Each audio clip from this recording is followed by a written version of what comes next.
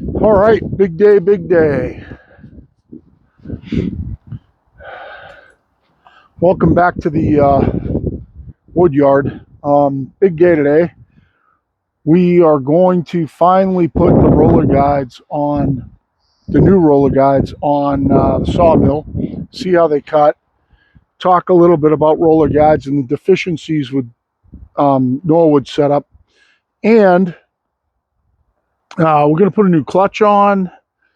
We're going to rig up a new water delivery system because the roller guide system doesn't have any way to hook your water up to drip on the band. I think I've got all the parts and I think I'm ready to get going. So the way this is going to work is we're going to do an unboxing. I'm going to show you the parts. I ordered them from Norwood, and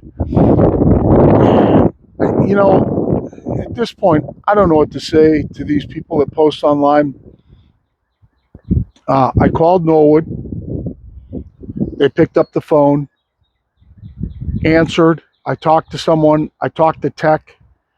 I ordered the parts and they came in 2 days. So I don't know what to say to people anymore with this. I can't get parts out of Norwood. That's never been my experience. My experience has always been I call them, they answer, they take my order, and I get the parts in 2 days. So I'm in New England. So they're shipping them, kind of half across country to me. They came fast. What I asked for came. But what we're going to do is we're going to do an unboxing here. I'll let you a view. Hopefully the wind noise isn't too bad. So you'll only be able to see my hands, but let's go through the box here. So what I have is I have a new clutch. And this is really the first failure that I've had on the mill. It's not failed yet. That clutch is still good. I will keep it in this box in my Norwood pack to replace this one if it ever catastrophically fails, so I can go back to cutting. We got a couple of washers. I'll show you what those are for in a minute. We have roller guides, which those are probably going to be in the next video. I think this will just be a clutch video. I got new lift cables because one of mine was fraying. And those will go on when that lift cable fails, because what Norwood wants you to do is Norwood wants you to replace both of them at the same time. I'm not sure I'll do that, but that is what they want. So you have guide studs for the roller guides. You have new grub screws / set screws to lock these in place, and lock nuts for the end. So these end up like this. Roller guide goes on, washer goes on, lock nut goes on, grub screw locks this in from the side. So that's what's up with the roller guides themselves. I did not see this. Oh, that's interesting. So they are tapped for a grease fitting, but they are not drilled sideways for a grease fitting. That's going to be another video altogether, because what you'd have to do, these are sealed bearings. Now, I think I've seen from them being replaced is their standard 6203s, ABEC 3 bearings. You would have to get the hole exactly where the space is in between the bearings to be able to squish in there. I don't think it would get past the seals. The best thing that you could actually do would be to pull these out, make sure there's no seal on the inside, and then drill a hole so that your grease can go in there and come squeezing out in between and go up into the bearings from the inside. And you know, we are probably going to do that, but we're going to give these a run first. I am probably, maybe even over a weekend, going to do that whole grease fitting on the end, drill it in the right spot. Pretty easy measurement. It's just the width of the bearing. So that's these. They're an easy install. But first thing we got to do is we got to put a new clutch on it. So for those of you who want to see the roller bearing side and not the clutch side, then you can sign off. This video I am going to title that we're replacing a clutch. Now this is exactly the same clutch as I have on the machine.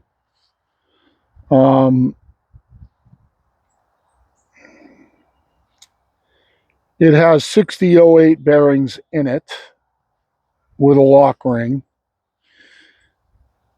The springs, I can tell that mine are very worn because they have a black coating on them that mine is gone off of. But we're going to go ahead and we're going to put a new clutch on. Going to hopefully solve our clunking problem. And we'll see what kind of time we have and whether we can install these. I'd kind of like to install these and run them at the same time. But there are there are some issues with this setup that I want to go over. So I think I want to shoot a whole video for this because it's going to be pretty in-depth. So let's go ahead and let's get the clutch on. And I'm going to pause you for a second, get you repositioned. I think I have all my tools to do this out. It's fairly simple. So if you blew a clutch on this mill, it would take me, I don't know, 4 or 5 minutes to replace it. And that clutch is $80. It's not $400 like I see on the Norwood page. So we're going to go ahead and do that, and then we will move on to new roller guides. Let's take you over here. Actually, I'm not going to pause you, at least right now. So let's take you over here and let's explain what's going on here. Hopefully I don't knock over the camera.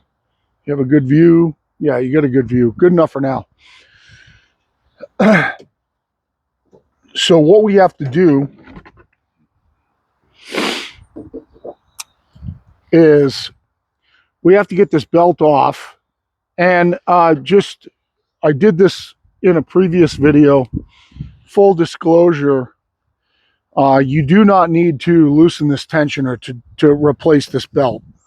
I'm going to pause you 1 second because I got to grab a screwdriver, but let's just go ahead and get into it. So this will be kind of step by step as I go through it.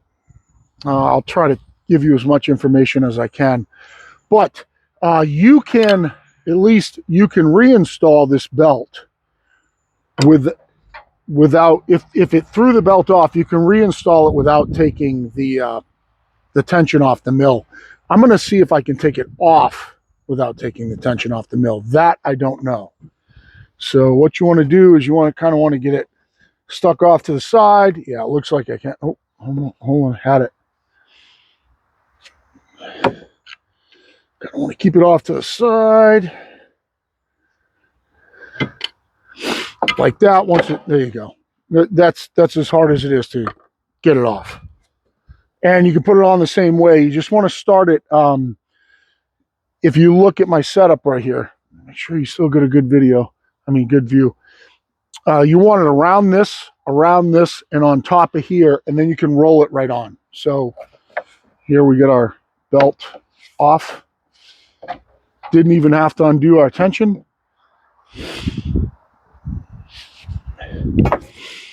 And what we're going to do is we're going to pull our clutch off, leave our tension on. It's 9/16. It's not a reverse thread. It's a standard thread, which would make sense because it's driving it this way, and when these hit the wood, they're pulling like that, so it only tightens itself up. So 9/16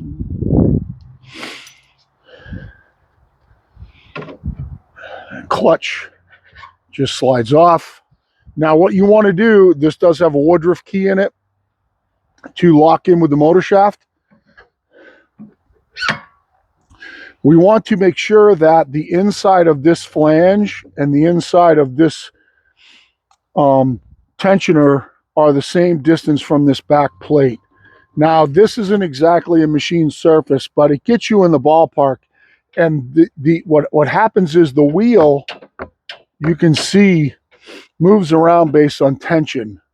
So you might need to adjust this, but you should do it, or you should check it with a band on and this tracked and under full tension.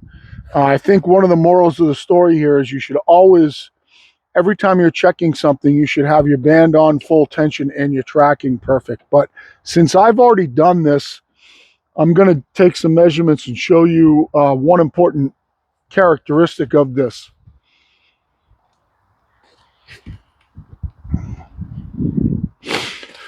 I might go off camera for a few seconds here and there, but if you measure over to the inside with the belt rides, which is this surface here, I'm about 7/8 over, and then we want to take a measurement and make sure that this inside flange with the belt rides is about 7/8 over from this face. It's the only reference surface that you really have.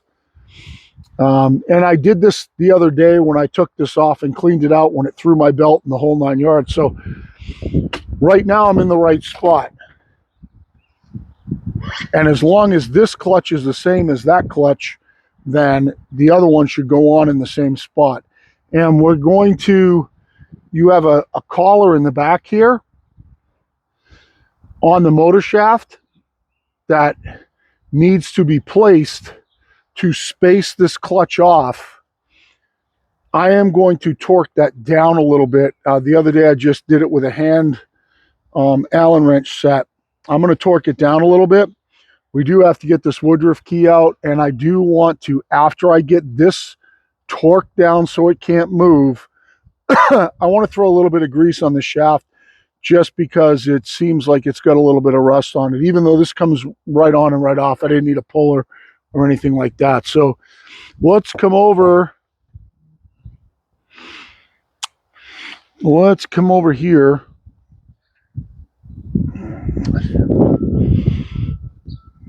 Let's compare these two clutches. Just make sure that the flanges are in the same spot so I don't have to move anything. And if they are, then this becomes pretty simple. So they appear to be identical. We got to get this Woodruff key out. Oh, it just pushes right out. Perfect. If I can get it out.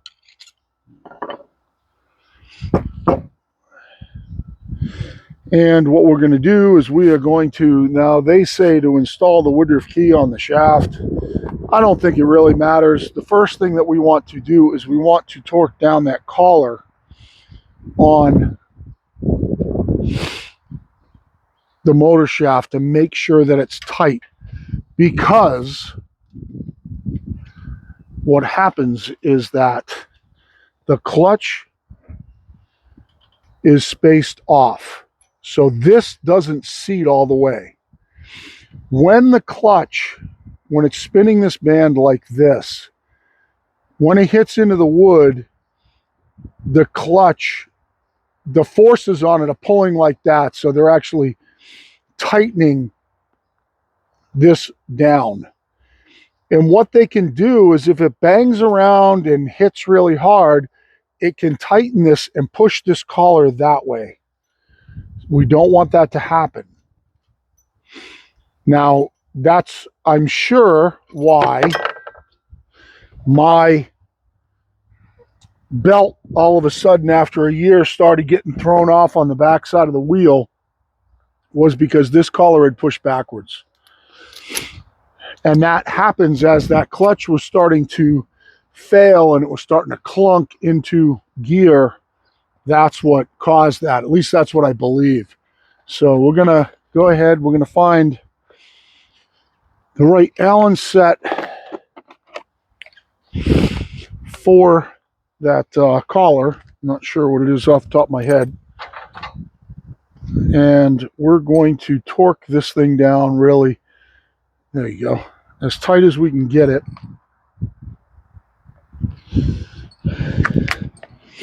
Without hurting anything, so that it can't really move. Now, it could be pretty tight now, I'm not sure. We are going to make sure. Does that thing go on there? Yeah. We're going to make sure it's tight. I wouldn't do this with an impact and strip it out. Let's see if we can put anything on it at all.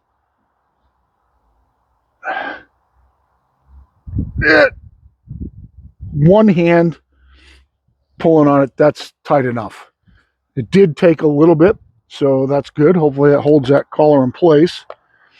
Now this is the same collar. If you've ever watched any of my videos that are under the feet, and there's no way to keep that collar from moving in this current setup. It's not really a super great setup, but I'm sure what happens is that they use several different clutches, and that's part of the issue.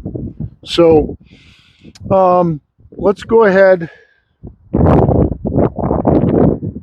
I know that I'm going off camera because I'm grabbing tools. Hopefully, if I keep it like this, you'll be able to see what's going on. We're going to go ahead, and I'm just going to see if I get a paper towel in my pocket. Pause you 1 second. I need a paper towel to wipe the grease off my fingers. All right, so we're going to go ahead and try to get this Woodruff key. Let's see if it fits right in the clutch. Yeah, it slides right in, no problem. So we might as well go ahead and put it on the shaft, but I do want to grease the shaft first. So you don't want to put too much grease in here. I just don't want any rust in here, and I don't want grease under this because I don't want this to move. So we're just going to kind of put it on here. You don't want a lot of grease in here. This is a clutch. You don't want grease getting in your clutch. So you don't want anything sticking out, anything that can fly up into the clutch face. Get some in the Woodruff key slot. Just a teeny little bit, just enough to try to keep it from rusting, and also to make it so that you can get it off at some point when your centrifugal clutch fails, because they will. And we'll stick this Woodruff key right back in the hole. I can see it's actually worn a little bit. See if it stays in there now that I got grease in there. Yep, perfect. We'll slide the new clutch on without getting any grease anywhere else. Line up the Woodruff key. Should slide right on like the other one. Okay, it's not. Okay, let's take it off for a second. Let's take the Woodruff key out. See if it's a Woodruff key that's causing the problem. Trying not to put this down on any sawdust. Let's see if it slides on without the Woodruff key. Yeah, it does. Okay, so the Woodruff key is causing the issue. Let's put the Woodruff key in the clutch.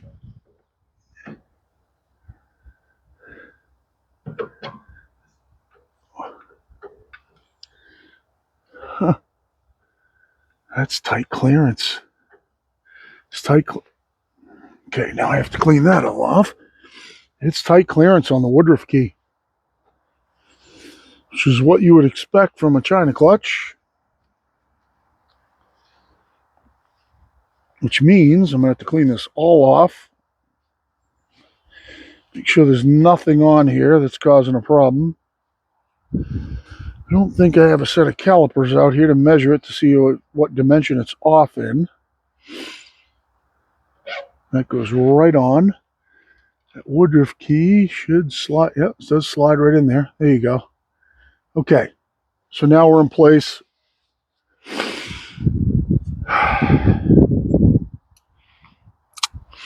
Now, when you put this on,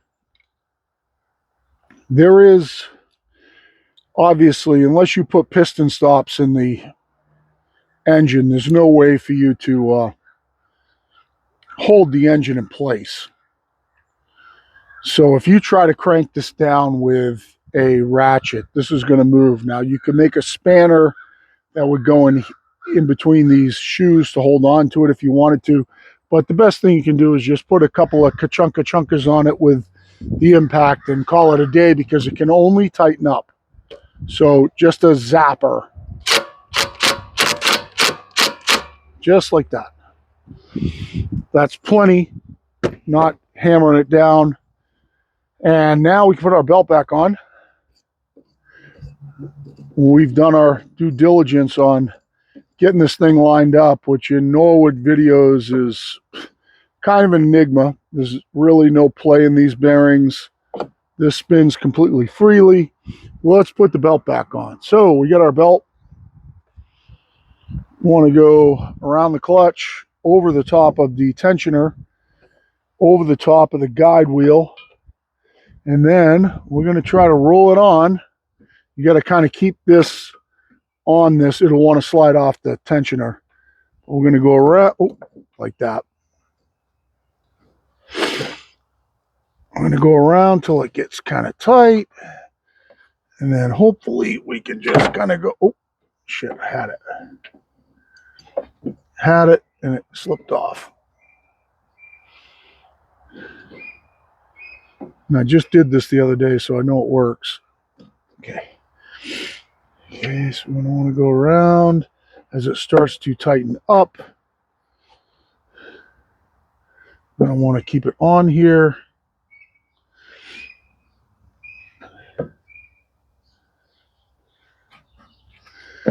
Both sides.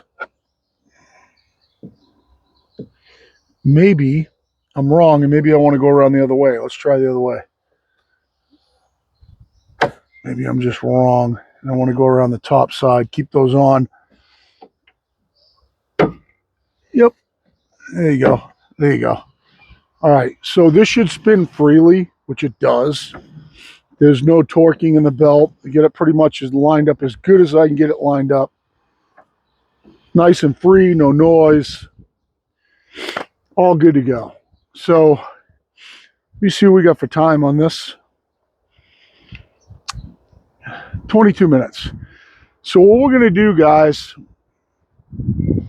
is we're going to call this a part 1.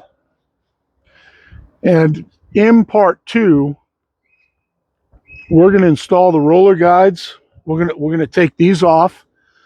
We're going to clip off this little thing right here. We're going to do a new water delivery system, the roller guides, get it all set up, and hopefully, if I can pause enough times to keep the video from going way too long, because it doesn't take much to install these, but there are issues and we're going to talk about them.